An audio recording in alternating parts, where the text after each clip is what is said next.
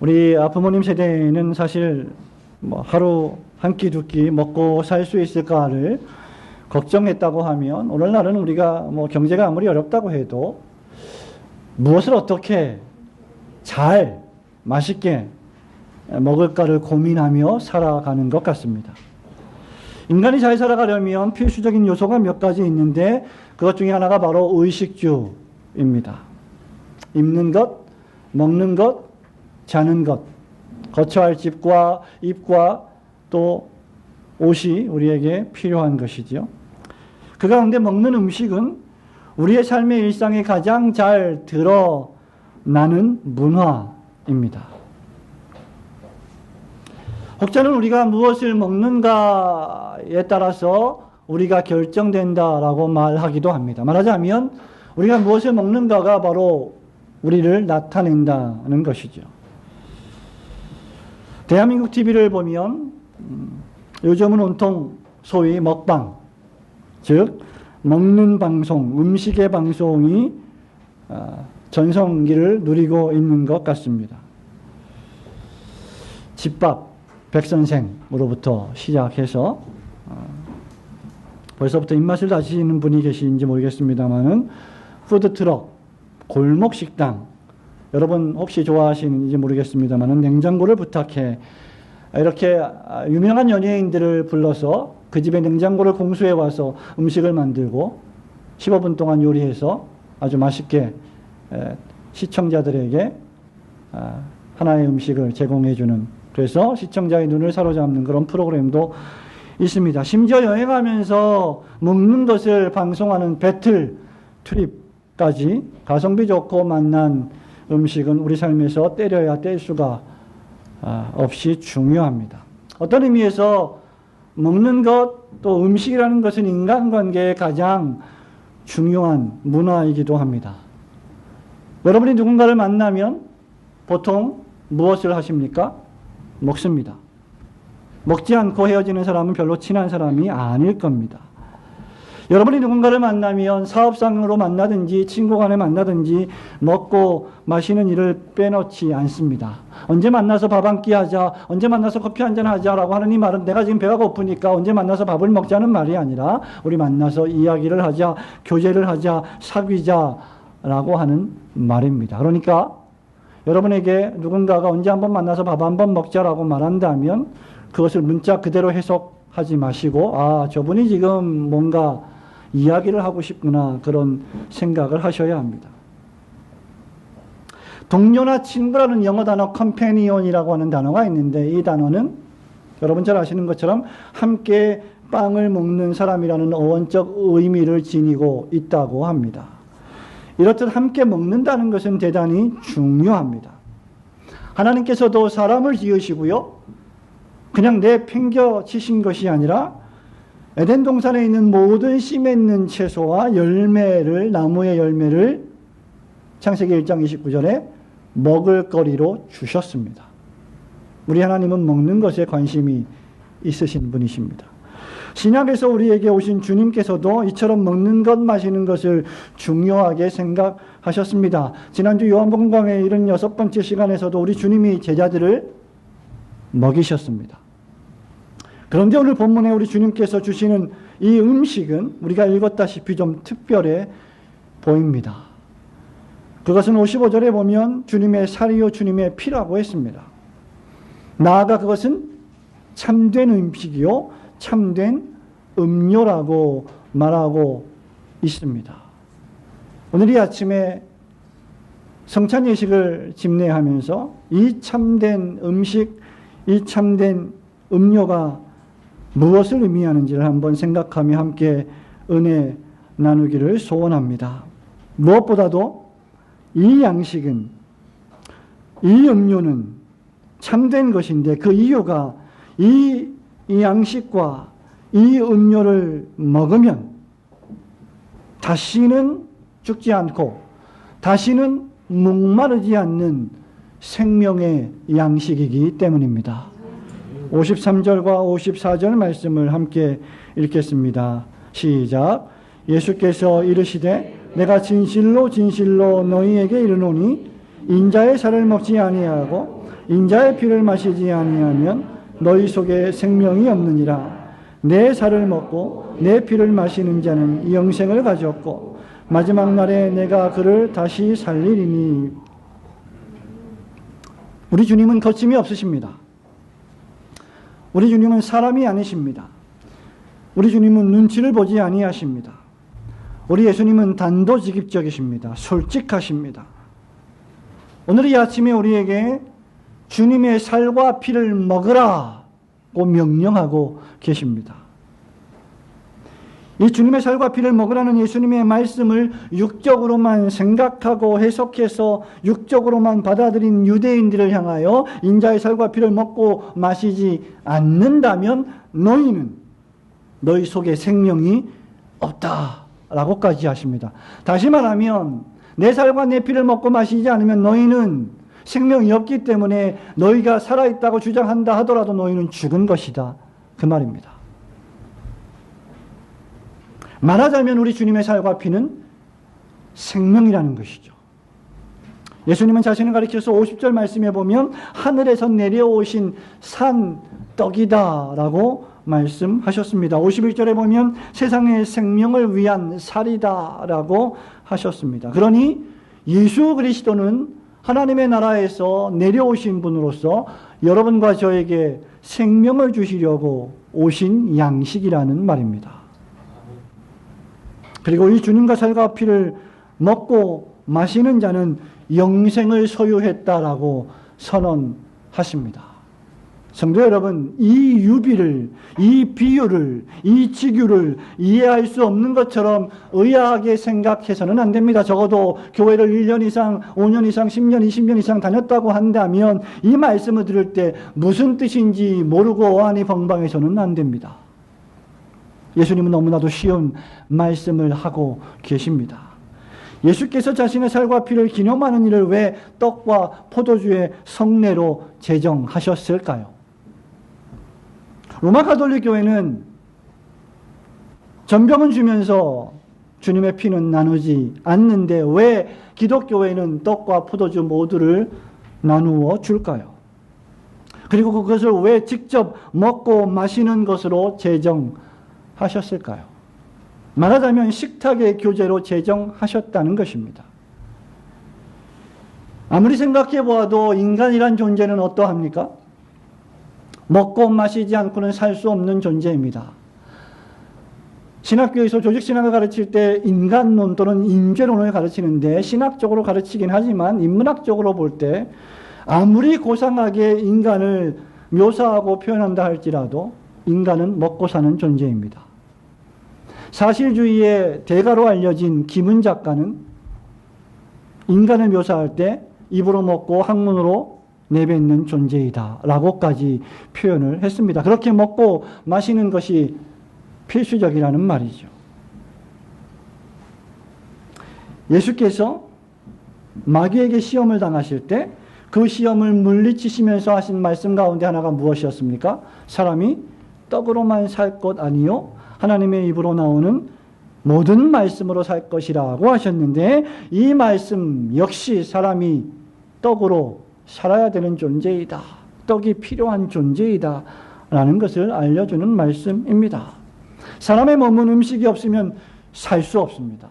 경중의 차이는 있겠지만 허기진 것을 조금 더 오래 참는 사람, 조금치의 허기짐도 참을 수 없는 사람이 있겠습니다만 모든 사람은 먹어야 삽니다. 먹지 않고 살 수 있는 사람은 없습니다. 뿐만 아니라 마시지 않고 살 수 있는 사람이 대명천지 지구상에 누가 있겠습니까? 따라서 먹는다, 마신다는 행위는 산다는 행위입니다. 살아가겠다는 행위입니다. 아니, 살고 싶다는 본능적인 행위입니다. 반대로 말하면 먹고 싶지 않다, 마시고 싶지 않다, 이 말은 살고 싶지 않다는 말과 동일할 것입니다. 그래서 금식이란 무엇입니까? 바로 죽음을 각오하는 것이죠. 그러니 내 살을 먹지 않고 내 피를 마시지 않으면 생명이 없다는 말씀은 예수님께서 주시는 음식으로 살지 않는다면 너희는 죽을 것이다 라는 말입니다. 적어도 예수 믿는 신자라면 우리는 이 말씀이 무엇을 의미하는지 반드시 알아야 합니다. 비록 그가 이 세상에서 숨을 쉬며 살아간다 할지라도 주님의 살과 주님의 피를 먹고 마셔본 적이 없는 사람은 살았으나 죽은 자라는 말입니다. 바로 이것이 주님께서 친히 56절에서 55절에서 내 살은 참된 양식이요 내 피는 참된 음료로다 라고 하신 말씀의 의미입니다. 우리가 잘 살고 싶으면, 우리가 영원히 살고 싶으면 우리는 하나님께서 우리를 위하여 보내신 인자의 살과 인자의 피를 먹고 마셔야만 합니다. 우리가 죽고 싶지 않으면 생명의 떡으로 오신 예수님을 여러분의 구세주로 믿고 고백해야만 합니다. 그래야만 무엇을 먹을까, 무엇을 마실까, 무엇을 입을까 걱정하지 않고 먼저 그의 나라와 그의 의를 구하라는 이 말씀이 무슨 말씀인지 깨닫게 될 것이기 때문입니다. 성경은 우리에게 성찬을 하나님의 백성의 참된 영의 양식이라고 말하고 있습니다. 하나님을 믿는 신자로 살아갈 때 우리들은 때때로 많은 경우에 낙심합니다. 때로는 삶에 지치고, 때로는 사람에 지치고, 때로는 환경에 지치고, 때로는 관계에 지치고, 때로는 돈에 지치며 낭망합니다. 예수 믿는 신자라고 할지라도 이러한 낭만과 낙심이 없지는 않을 것입니다. 여러분의 육신이 지치고 피곤할 때 영양가 많은 음식과 음료를 먹고 마시면서 햇살 좋고 바람이 불어오는 곳에서 휴식을 취해야 원기를 회복하고 다시 마음과 정신이 새로워져서 또 일을 열심히 할 수 있는 것처럼 하나님의 백성들에게 성찬은 영혼의 큰 치료체요, 고칼로리의 영양분이 가득한 음식입니다. 이 떡은 하나님의 백성인 이스라엘 백성들이 광야에서 먹었던 신비한 음식이었던 만나와 차원이 다른 음식으로 묘사되어 있습니다. 광야 생활에서 하나님의 불순종하며 살아갔던 이스라엘 백성들에게 하나님은 호의를 베푸셨고 사랑을 베푸셨고 때마다 시마다 만나와 메추라기를 보내어 주셨습니다. 이 만나가 무엇인지, 이 만나가 어떤 음식인지 정확히 묘사하는 것은 대단히 어려운 일입니다. 그래서 히브리어로 만후라고 하는 이 만나는 그 모양을 설명하기 어렵기 때문에 그 이름이 지어진 것입니다. 신비한 음식이죠. 우리가 경험해보지 못했던 놀라운 음식입니다. 49절이 밝히고 있듯이 그 신비한 음식, 그 놀라운 양식을 먹었던 우리의 조상들이 놀랍게도 다 광야에서 죽었습니다. 하늘에서 내려온 그 하나님이 베푸신 광야 생활의 위로 그 양식, 그 원기를 회복하는 음식을 먹었다 할지라도 그들은 다 죽었다는 말입니다. 그런데 이 지금 주님이 하시는 하늘에서 내려오신 산떡이신 예수님의 살과 피로서의 양식, 이 양식을 먹고 마시는 자는 결코 죽지 않는다 라고 주님이 선언하고 계십니다. 아무리 신비한 음식이라도 우리 몸속에서 영생하도록 솟아나는 에너지를 제공하지는 못합니다. 여러분이 아무리 비싼 음식, 아무리 고귀한 음식, 아무리 맛있는 음식, 아무리 값비싼 음식을 매일매일 먹는다 할지라도 여러분은 끊임없이 허기진 존재들입니다. 영생하도록 솟아나는 에너지는 세상의 양식에 존재하지 않습니다. 그러나 이 떡은 다릅니다. 이 잔은 다릅니다. 이 세상의 사람들은 수많은 음식을 먹고 수많은 음료를 마셨습니다. 아마 여러분이 평생 살면서 마셨던 음료와 커피를 계산한다면 수영장 몇십 개 몇백 도를 채워도 남지 않을까 생각이 될 것입니다. 수많이 먹고 수많이 마시지만 끊임없이 배고프고 끊임없이 목마른 자들이 바로 죄인들이 아닙니까?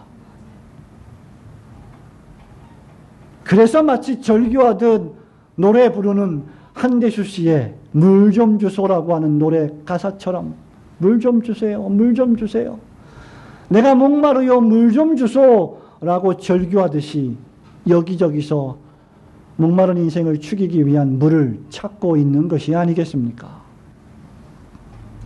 이 세상에 살아가면서 사람이 자기 육신을 위한 음식에만 관심을 갖고 자기 몸을 치장하기 위한 옷에만 관심을 갖고 자기 영혼과 생명을 돌보지 않는다면 이 세상에서의 삶이 무엇이 유익하겠습니까? 이 땅에 살면서 이 세상에서 자고 이 세상에서 거쳐야 할 집에만 신경을 쓰고 주의 성령이 거하시는 나의 영혼을 신경 쓰지 않는다면 종말에 그의 영혼의 피폐함이 얼마나 심각하겠습니까?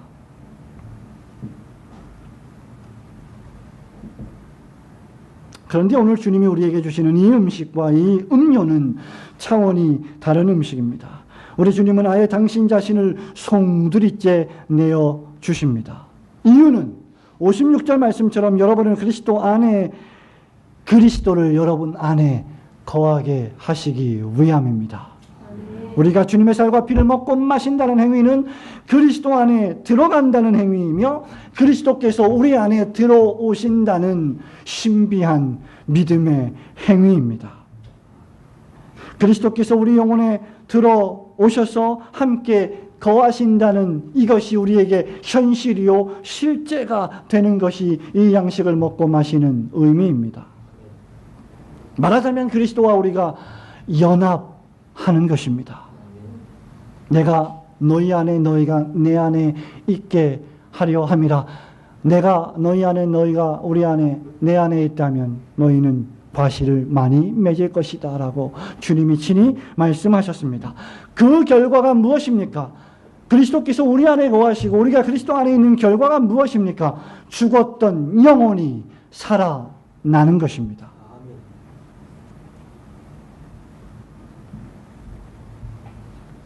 이 연합을 통하여 우리의 죄가 용서되고 이 연합을 통하여 그리스도의 완전한 순종을 우리에게 주셔서 우리를 의인이라고 불러주십니다. 우리가 허물이 많고 죄가 많고 실수가 많고 연약이 많지만 우리의 연약을 보지 아니하시고 우리 안에 연합하여 계신 그리스도의 완전한 의를 보시고 우리를 흠없다 칭찬해 주시는 것입니다. 성찬은 바로 그것을 우리에게 보여주는 놀라운 양식이 되는 것이죠. 그 결과 우리가 살아나는 것입니다. 제가 어렸을 때 가끔 아파서 초등학교 때 학교를 가지 못하면 저희 어머니께서 종종 그 당시 말로 복숭아 간수매를 사 주셨습니다. 그리고 바나나 우유를 사 주셨습니다. 복숭아 통조림과 바나나 우유를 마시면 언제 아팠느냐는 듯이 감기도 낫고 병도 낫고 기운을 차리곤 했던 기억이 납니다. 여기 우리 주님께서 자기 살과 피를 주시면서 계속 강조하시는 말씀이 무엇입니까? 살아난다는 것입니다. 54절에 내가 다시 살린다라고 하셨습니다. 57절에도 나를 먹는 그 사람도 나로 인하여 살리라고 했습니다. 58절도 이 떡을 먹는 자는 영원히 살리라고 했습니다. 54절에 의하면 그것은 영생을 가지는 것입니다. 사랑하는 성도 여러분, 이 참된 양식, 이 참된 음료에 여러분의 온 정신을 기울이시기를 주님의 이름으로 축원합니다. 왜냐하면 그것만이 우리가 사는 유일한 길이기 때문입니다. 우리 주님은 6장 27절에서 썩는 양식을 위하여 일하지 말고 영생하도록 있는 양식을 위하여 일하라고 명령하셨습니다. 이 참된 음식을 먹고 이 참된 음료를 마시면 영생을 얻고 영생을 위하여 일하게 됩니다. 부디 신령한 음식과 음료를 먹고 마심으로 영생을 누리시는 성도들이 되시기를 주님의 이름으로 축원합니다. 이 양식과 이 음료는 그렇다면 어떻게 먹고 마셔야 하는 것일까요? 내 살과 내 피를 먹고 마시라고 했는데 어떻게 주님의 육신과 주님의 흘리는 뚝뚝 떨어지는 피를 먹고 마신다는 말입니까? 그것이 무엇을 의미하는 것입니까? 바로 우리는 이 먹고 마시는 것이 믿음으로 먹고 믿음으로 마시는 양식이라는 사실을 마음에 새겨야 합니다. 56절과 57절 말씀을 함께 읽겠습니다. 내 살을 먹고 시작.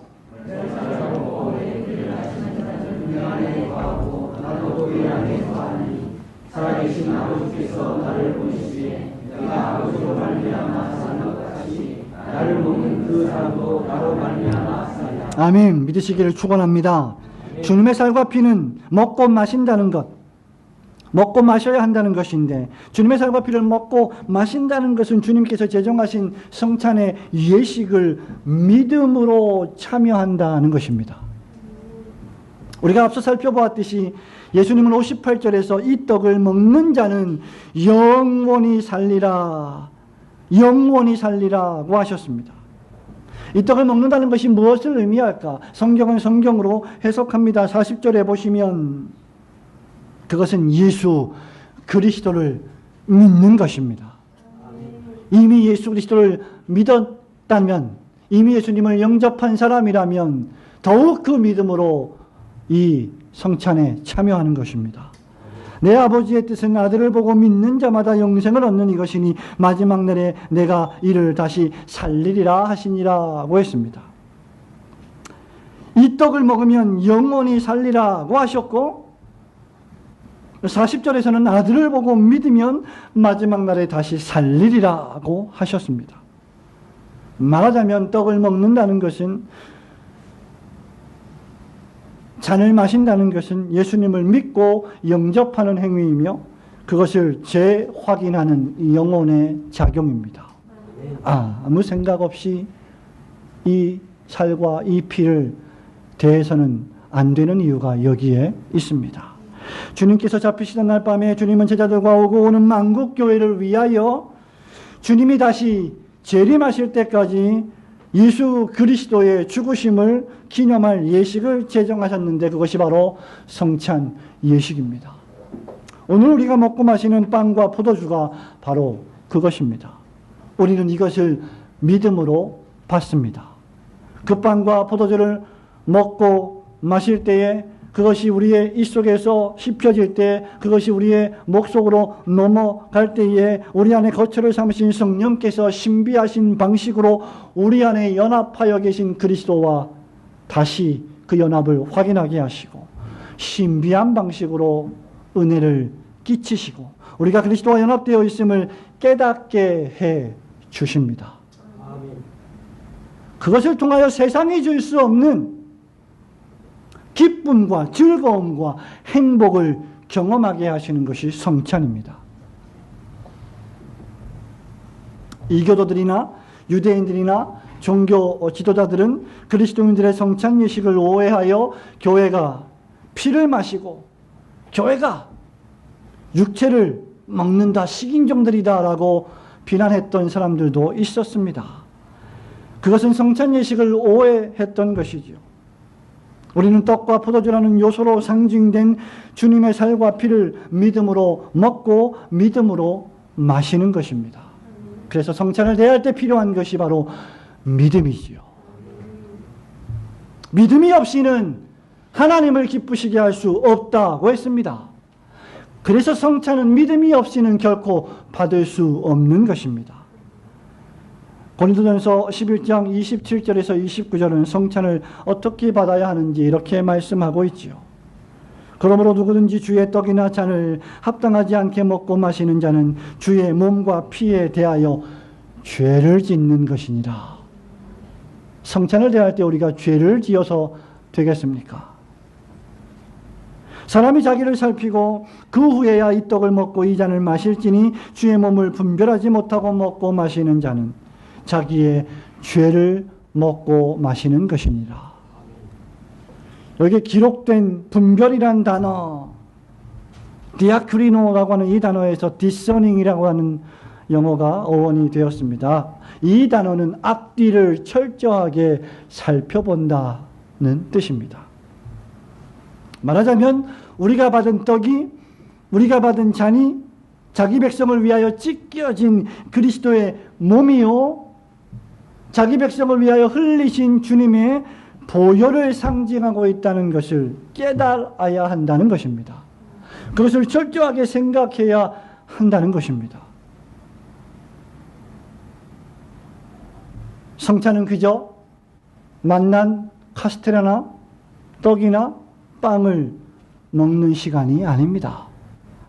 성찬은 그저 별미의 간식을 먹는 시간이 아닙니다. 바로 이것이 왜 입교하지 않은 어린아이들이나 유아들에게 성찬을 베풀지 않는 이유가 됩니다. 어린아이들은 부모님들이 먹는 떡과 잔이 맛있어 보이고 재미있어 보여서 먹고 싶어 합니다. 어린아이가 자기 죄를 위하여 흘리신 주님의 피와 찢기우신 살이라고 하는 구세주의 죽음을 이해하지 않은 채 이 떡과 잔을 먹는다면 그것은 죄를 먹고 마시는 것이 됩니다. 그러므로 우리가 성찬을 대할 때 경박하게 대하거나 또는 그것이 변해서 우리의 몸속에 들어올 때 어떤 신비한 마법이나 마술로 우리를 변화시켜주는 것으로 주술적인 식사로 여겨서는 안 됩니다. 성찬은 구세주이신 주님께서 십자가에서 죽으심을 믿음으로 기억하는 행위입니다. 따라서 우리는 주님의 떡과 잔을 받고 마실 때 철저하게 자기 자신이 죄인임을 깨닫고 그 성찬을 받을 만한 자격이 없음을 고백하고 회개하고 불신앙을 회개하고 주께서 우리에게 베푸신 놀라운 구속의 은덕을 믿고 신뢰해야 할 것입니다. 그리고 그리스도를 붙잡아야 합니다. 또한 성찬 후에 자신의 일상생활을 돌아보고 죄악된 생각과 행실들을 떠나서 주의 식탁에 참여하는 백성으로 살아가야 합니다. 그렇지 않는다면 우리의 성찬은 한낱 이방 종교인들의 종교적 의식에 지나지 않을 것입니다. 그러므로 주의 살과 주의 피를 먹고 마시게 될 때에 여러분 철저하게 죄를 회개하십시오. 불신앙을 회개하십시오. 주를 위하여 살지 않고 자기 자신만을 위하여 살았던 것을 회개하십시오. 그리고 나아가 우리에게 베푸신 놀라운 구속의 은덕을 믿고 신뢰함으로 새로운 생명의 능력이 우리 속에 불일 듯 일어나도록 여러분 자신을 주 예수 그리스도께 맡기시는 성도들이 되시기를 주님의 이름으로 축원합니다. 성도 여러분, 말씀을 맺습니다. 우리는 오늘 아침에 하늘에서 내려오신 주님께서 베푸시는 참된 양식과 참된 음료를 먹고 마시기 원합니다. 성찬과 관련해서 교회와 교인을 묘사해주는 또 다른 정의는 함께 식탁에 앉아서 식사를 하는 가족이라는 것입니다. 그것이 바로 성찬이에요. 우리가 가끔은 손님과 식사할 때가 있지만 여러분이 가장 자주 식사하는 사람이 여러분의 가족입니다. 그러므로 여러분은 여러분의 가족과 가장 많이 마주 앉아 식사해야 합니다. 성찬은 우리가 하나님의 한 가족이라는 영적 동맹을 확인하는 자리입니다. 말하자면 주의 피로 하나님의 한 가족이 된 것입니다. 그리스도 예수의 십자가 보혈로 우리는 하나가 되었고 교회로 모였습니다. 우리 가족 수련회에서 배웠던 말씀처럼 보편교회의 한 지역교회로 우리는 존재하고 있습니다. 그렇다면 성찬에 참여하는 가족은 손님일 수 없습니다. 이방인일 수 없습니다. 외국인일 수도 없습니다. 그저 외식하는 바리새인일 수는 더더욱 없습니다.